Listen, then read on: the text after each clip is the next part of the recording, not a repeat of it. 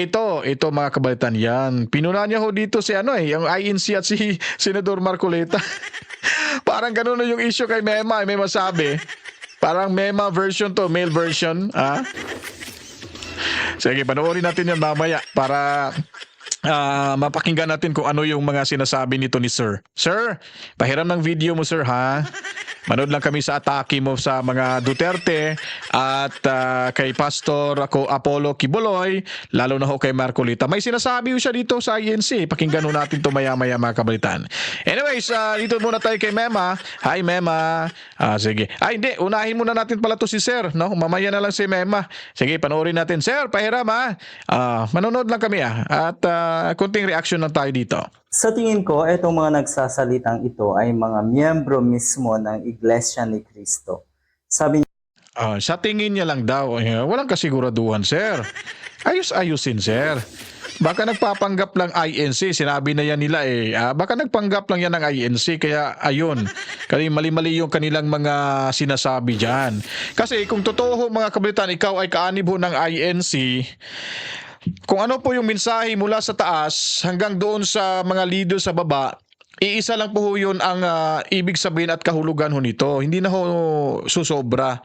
Pero kung may magko-comment ho sa vlog na ito na siya daw na ay INC, ayon pa ni Senador Marcoleta, hindi ho kaanib ng INC kasi iba-iba yung kanilang komento. Yun lang po ang sinabi ni Senador Marcoleta. Well, in fact, meron ho tayong video dyan pero hindi ko lang na-prepare kasi biglang sumulpot lang tong si Kuya. Hi Kuya, Merry Christmas Kuya. Tingnan natin kung Kuya ba talaga to. Sige. niya, mataas ang respeto ko sa Iglesia ni Cristo. Pero kung okay. totoo ito, alam ko na. Alam ko na. Hindi ko na sasabihin. Kala ko si Kuya itong kuno nga ay suportado ng Iglesia ni Cristo sa Kibuloy, kung totoo daw ito na kumikiling ang simbahan sa kasamaan, sad to say, nakakalungkot na pwede na palang magnakaw at magmura, magbanta, aampunin ka ng iglesia, wag naman po sana. Tahimik ang iglesia, kaya bilib ako sa kanila.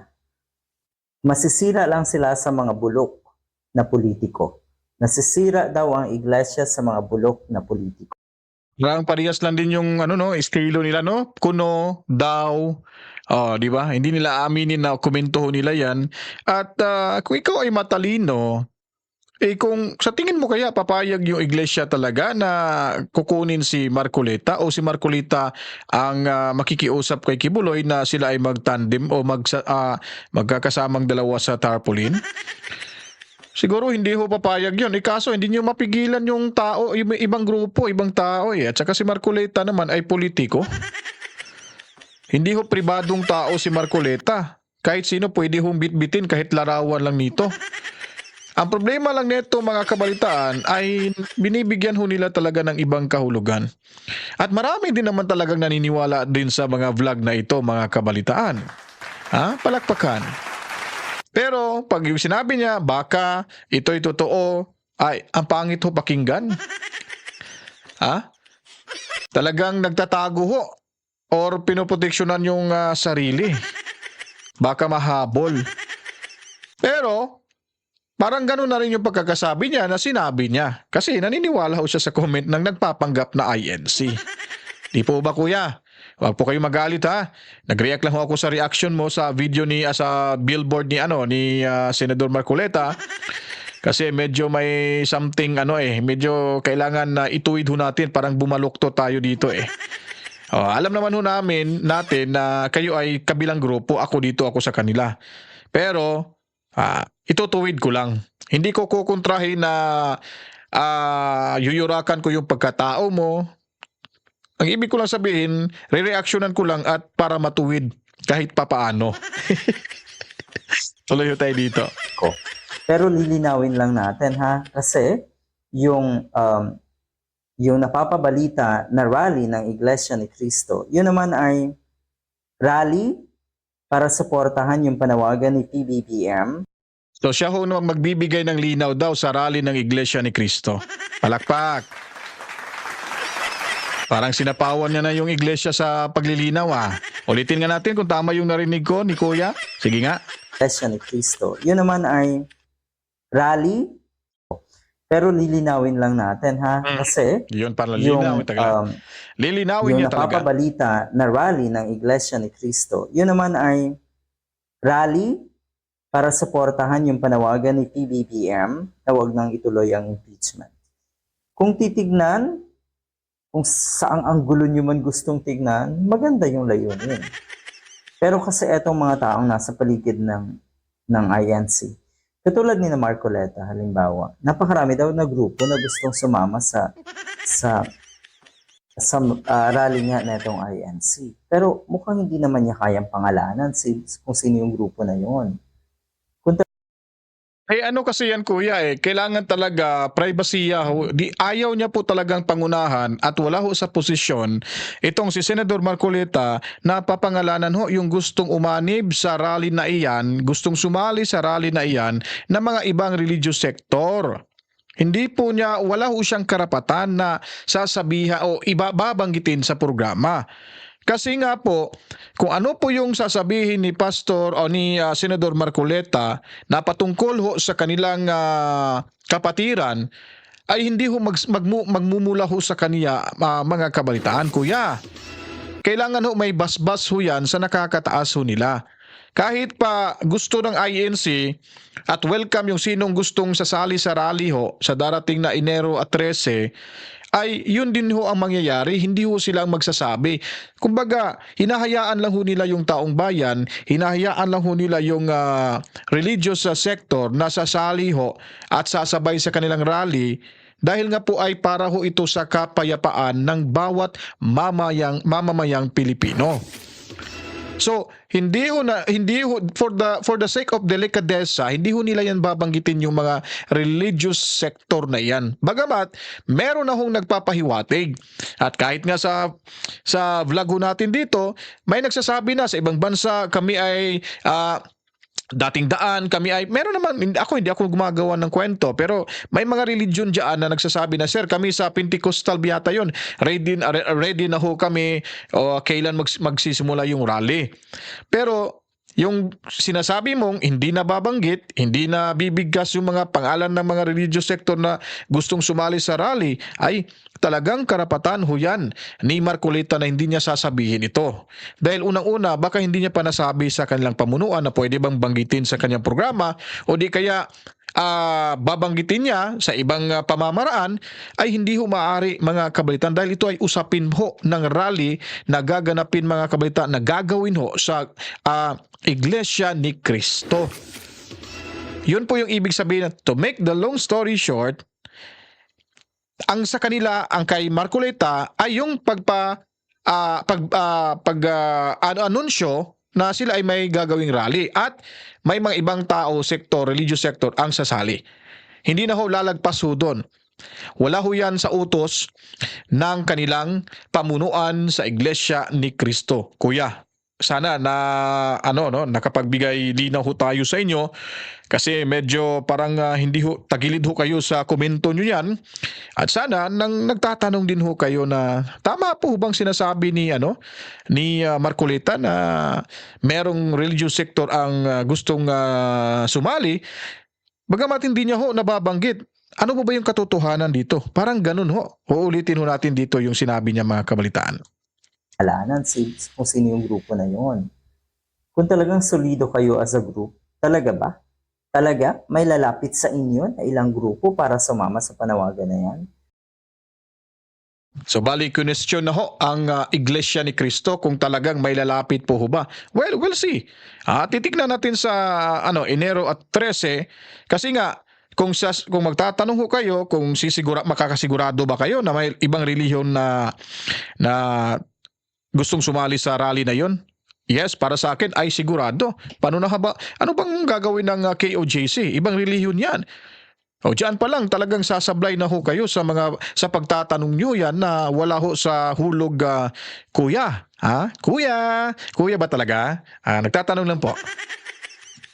Kasi parang lalo nyong ginagago, parang lalo nyong niloloko ang mga kababayan natin. Ako po, pinagsasabihan yung INC na parang ginagago nyo kami.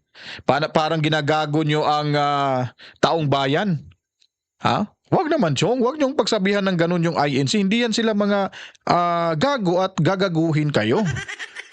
Hoy, mga professional ho yung mga taong yan. Biblia ho ang laging bit-bit niya. Parang lalo yung ginagago. Parang So parang sinasabi niyo na nanggagago yung INC sa inyo? Ganun po ho ba yung ibig niyong sabihin? Nako po. Kuya ba talaga? Tanong lang po ha. Nako, umayos-ayos ka sa mga binibitawan mong salita. Watch your mouth. Ha? Delikado ho yan. lalo yung niloloko ang mga kababayan natin. Niloloko na naman. Isa rin siguro etong si Marcoleta sa tingin ko sa nakakasira sa imahe ng INC. Dahil, nako, alam naman natin kung ano yung kung paanong depensahan din netong si Marcoleta ang katiwalian ni Sara Duterte. Oh, ano to? Nagsusuportahan kayo. In the same circle. Ang ibig sabihin, totoo yung sinabi ng isang netizen ha, na Ano daw, nagsusuportahan daw sila ni Sara at saka si Marcoleta at Kibuloy. Ito, ibabalik ko natin yung tanong. Kayo dyan sa WAD Committee, sila dyan sa Mayabang Kapulungan, at kayo, ba't nagsusuportahan kayo? Ano naman talaga? Klaro naman talaga yung pangdidikwat nyo sa pera ng taong bayan. Sila ba ay Diyos sa tingin nyo? Kung masama na ang grupo ni Inday Sara, ni Kibuloy, ni Marcoleta, kayo, ano bang matatawag nyo sa paggrupo nyo dyan? Sabihin natin, kahit hindi ikaw kasali dyan sa Mayabang Kapulungan, ano bang description mo? Paano mo ba ilalarawan itong mga nasa Mayabang Kapulungan? Itong mga buaya na to. Kaya, isip-isip din minsan, pag nag-aakusaho kayo, sa inakusahan nyo. Kasi ibabalik at babalik din ho yan sa inyo dyan, kuya. Kuya ba talaga? Kaya, isip-isipin nyo kung anong mga sinasabi. Kasi hindi nyo pa nakita yung puwersa ng masang Pilipino dahil sila ay naghihintay lamang. At kayo dyan, nagpapanggap kayo na kayo ay malakas, malamang malakas kayo ngayon dahil nagkakampihan dyan sa Mayabang Kapulungan. And remember, take note, ang Mayabang Kapulungan, yung taong bayan ang pumili ho sa kanila para makaupo dyan sa kanilang kinauupuan ngayon, kuya. Kuya ba talaga? Pareho kayo. Pare-pareho kayo na magnanakaw. Pare-pareho kayo na nagmumura. So talaga Nako, pare-pareho kayong magnanakaw. Ibig mong sabihin, magnanakaw din yung INC. Magnanakaw si Marcoleta. Magnanakaw si Kibuloy at si Sara. Pare-pareho kayong magnanakaw kasi nagkakampihan kayo. Naku, Chong, dahan-dahan ho, ha? Ano ba yung nakikita nyong ilang bilyon? Itong bago lang, December 26 yung lumabas na kung hindi ako nagkamay, 612 billion pesos deficit to in just only 1 month of December. Ano ba ho tawag doon? Walang resibo ho. Lugi ho tayo ng ganyang bilyong sa lapi. Walang resibo. Ano bang tawag mo doon? Manghihiram na naman ng mahigit, kulang-kulang yata ilan ba yun? 200 something, 19 billion yata yung nalugi ho nung month of December, last month lang.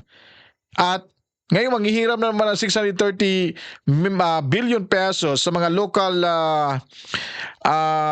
alam niyo na, yung mga, sino kayang mga local na sinasabi ho nilang pwede nilang mahiraman. At para saan po ho ba yun? Yung ayuda ho, yung pamumudmod ng pera. Alam naman pala ng gobyernong ito, nalugi tayo, ba't pinagpatuloy yung pera ng, AKAP? Munti ko na makalimutan yung AKAP. Kuya, narinig niyo po ba ako? Ano bang masasabi mo doon sa mga nagkakawalaan na bilyon-bilyong salapi? 75 billion pesos para ho sa Maharlika Funds mula ho sa DBP at saka sa Land Bank. Paano mo po ba ilalarawan ho yung problemang yon? Sino bang sisisihin? Si Tatay Digong Duterte? Si Inday Sara Duterte? Sino bang may akda nun? Di ba? Yung Mayabang Kapulungan? At minsan kasi, yung mga akusasyon kasi, ingat-ingatan ho natin, kuya. Kuya ba talaga? Kasi ibabalik at ibabalik ho yan sa inyo. Tama po ba, kuya? Kuya ba talaga? Talagang malaking kasaraan ito sa INC kung ang kanilang susuportahan ay ang mga katulad nga ni Sara Duterte. Kasi suportado nila yung pagnanakaw. Isang malaking kasiraan di umano ng Iglesia ni Cristo. Tingnan niyo po. Ano kaya pag narinig to kaya ng mga kapatid nating nasa iglesia? Ano kaya magiging reaksyon nito? Na hinuhusgahan na nila ho yung iglesia. Yung paghuhusga ho nila, base lang ho sa nakikita ho nila sa larawan na iyon mga kabalitaan. Ni hindi nga nila narinig ang anunsyo ng mga pamunuan or pamunuan ng iglesia na sila ay nagpapakita ng suporta sa kay Sara, kay Kibuloy at kay Marcoleta. Tapos sinuhusgahan na nila na ito ang ikakasira ho ng iglesia dahil kumakampi daw umano sa mga magnanakaw. Mamamatay tao. Ha? Saan ka ba nakakuha ng source mo niyan? O baka talagang opinion mo lang talaga ito. Talagang opinion naman, nakikita naman ho natin. Wala pa nga tayong narinig na official statement na mula ho sa pamunuan ng Iglesia ni Cristo na sila ay susuporta. Ba't kinagagalit niyo po na maglabas ho ng statement yung INC na sila ay magrarally para ho sa kapayapaan na hindi ho matutuloy yung problemang impeachment dahil alam ho ng taga-iglesia ay pag nangyari ho ito, bukas makalawa, baka makagaya na ho yung bansang Pilipinas sa ibang bansa na talagang dadaan ako yung pulang tubig mga kabalitaan. Tama po ba, kuya? Kuya ba talaga? Alam mo namang sa puntong ito, hindi pa rin tayo naniniwala. Siguro naman mas marami sa taong bayan, mga kababayan natin, ang naniniwala. Ano nyo po ba mapapaniwalaan yung resulta ho ng Huat Committee?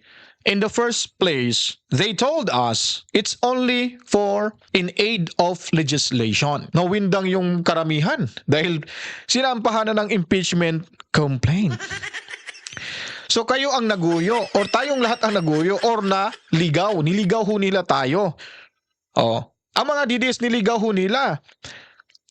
Kasi nga, ginagamit ho nila yung kanilang kapangyarihan na wala ho sa hulog dahil po sa kanilang personal interest at suporta sa ambisyon ng kanilang among si Tamba.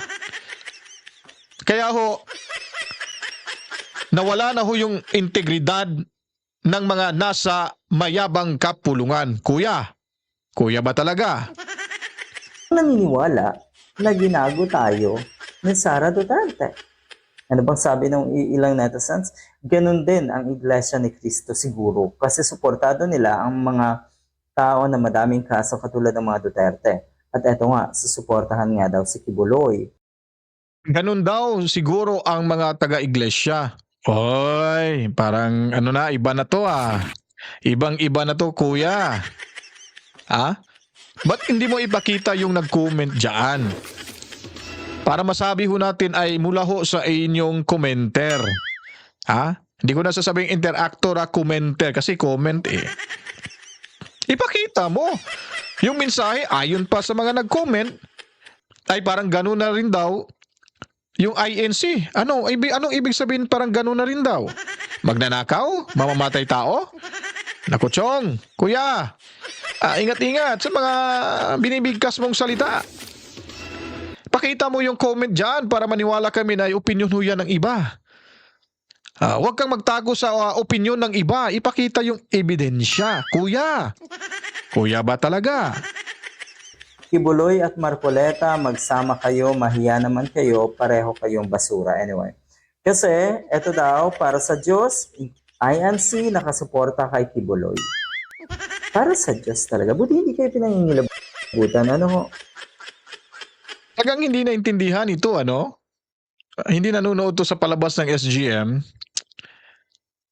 ako na lang siguro mag-react nito mga kabalitaan. Yung larawan na ho yan na nasa billboard, hindi ho yan, ha, ginawa ni Marcoleta. Mismo si Kibuloy ang gumawa at ginamit niya ang larawan ni Marcoleta para maisama ho sa billboard. Of course, credit ho yan ni Marcoleta, ni Senador, para ho mas makilala pa po siya, yung visibility ho niya, yung kanyang pagtakbo ay talagang makilala ng buong mamamayan mga kabalitaan. Hindi ibig sabihin na nandyan yung mukha ni Senador Marcoleta ay ito'y kagustuhan ng INC at ito'y gustong mangyari ng INC. Ikaw kaya sa tingin mo, sa comment mo pa nga, parang kung ikaw miyembro, ayaw mo na nga isama dyan si Marcoleta. How much more pa kaya itong ating INC na wala naman ho silang magagawa dahil gusto ho yan ng isang tao? O ba't binigyan pa rin ng ibang kahulugan ito? Parang naging kaklase na tuloy kayo ni Mema Licia. Di po ho ba? Iisa lang ba yung guro ninyo dyan? Yung nagdidikta? Nagtatanong lang kuya ha. Kuya ba talaga? Isang Kibuloy ang susuportahan ng INC? Isang mamamatay tao, aminadong mamamatay tao, ang sinusuportahan na si Digong? Kakaiba. Kaya kung ikaw ay INC at ganito or sumusunod ka dito sa desisyon na ito ng simbahan niyo, nakakaya po kayo, kawawa kayo. Curious ang mga netizen sa campaign poster ni Kibuloy nga kasama Iglesia ni Cristo member at kapwa senatoriable na si Marcoleta na may slogan na para sa Diyos at sa Pilipinas nating mahal. Hindi niyo po mahal ang Pilipinas. Huwag niyo hong Ang problema lang ho kasi dito, parang nangyari din to kay Mema. Sabi niya, malay ko ba, hindi pala si Marcolita ang gumawa ng billboard na yan. Ha? Malay ko ba, si Marcolita hindi gumawa ng billboard na yan. Ito rin din nag-research. Hindi rin nag-research eh. Talagang, sana nagtanong muna sila sa iglesia, di ba? Oy, kaibigan natin iglesia dyan. Ano bang reaksyon nyo? Para at least, para maganda pa, mas lalong gaganda pa yung content nito, no? Ano ba, iglesia? Ay, kung magbigay siya ng statement sa'yo, isama mo sa program mo. Oy, hindi ano pala, hindi pala totoo tong ginamit lang pala ni Marcoleta itong Kibuloy na relihiyon at ayaw ng iglesia. Ba't ba ganon? Di ba? Pero mas mabango ka pa ngayon kung ganon yung gagawin mo. Pero kung ang ginawa ni Marcoleta na hindi niya naman ginawa, ibang tao yung gumawa at idadamay mo yung INC, ibang usapan yun. Kuya! Ay, magulos dili ka, kuya. Kuya ba talaga? gamitin yung mahal ko ang Pilipinas. Kaya ganito at tumatakbo kayo or kaya gusto niyo makapwesto sa gobyerno. Yung pagmamahal na yan, litsugas kayo. Talaga ba? Kayo lang? Ay kung lahat tayo kung yan ang basihan para kayo ay pumasok sa politika, ang ibig sabihin, lahat tayo pwede. Kasi innate sa atin yung pagmamahal sa ating bansa eh. Pero ulitin ko sana pang ilabutan kayo sa tuwing binabanggit nyo ang Diyos. Nangangahulugan daw ba ito na suportado ng INC si Kibuloy? Kahit akusado ito ng child abuse, human trafficking, and sex trafficking of children. So ito, tinatanong ho, di umano, mula daw sa comment pero walang comment na lumabas. Sabi daw, sinusuportahan ba daw nila si Kibuloy ng isang child abuse? Ano pa ba yung may kaso? Ang tanong, ba't nyo ba sinusuportahan? Ako lang magtatanong pala nito. Bakit? Susuportahan din nyo ba si Castro na convicted sa child abuse? Convicted na yun for sure, kakampihan nila yan kasi sila yung magkakasama dyan Ewan ko lang. Ito lang yung anticipation ko. In-anticipate ko lang kasi binibira ho nila itong nasa grupo ni Duterte. Baka susuportahan ito nilang si Castro. Convicted ho ito. Kaso nga lang kulilat sa survey. 20 ka 25 yata yon, 25th rank yata yon si Castro. Wala pa rin. Di ba? Ito, kahit anong gagawin nyo, paninira kay Kibuloy at kay Marcoleta, wala na, may aanihin na. Hindi gaya sa presidente yung ganito. At sa amin, nakapag-harvest na kami. Kakatanim lang eh. So, hindi, Ay, buti na nako. lang yung timing. Hindi yung bago aanin, nakapag-anin na tayo. So, kung yung season na susunod, Sinabayan pa ng inyong tamba, diyan na House Speaker nyo. 5,000 pesos. 5,000 pesos. Ang tanong dyan, yung 5,000 pesos, isa ba yan sa nagamit na pera nung naubusan na tayo, na nalugi ho tayo? Ng ilang billion ba yun? 219 billion ba yun sa isang buwan lang? Tanong lang po ho yan. Ba't hindi nyo yun babatikosin? Kuya, ha? Ang itsura ni Kuya. Ay nako, galit na galit si Kuya. Kuya, magulos dili ka Kuya ha. Huwag kang ganyan, masama ho yan. Huwag kang magpapa-apekto. Wala nang budget yung PhilHealth ngayon. Hindi na tayo makakagamit ng PhilHealth. Okay? Tuloy tayo. You see, yung dami ng karumal-dumal na akusasyon, nakikita niyo ba ang sarili niyo na ipagsisigawan niyo pa na suportada niyo si Kibuloy? Malala. Kung ito ay totoo at kung ito ay susundin ng mga miyembro ng INC, nako, bagsak ang imahe ng INC sigurado.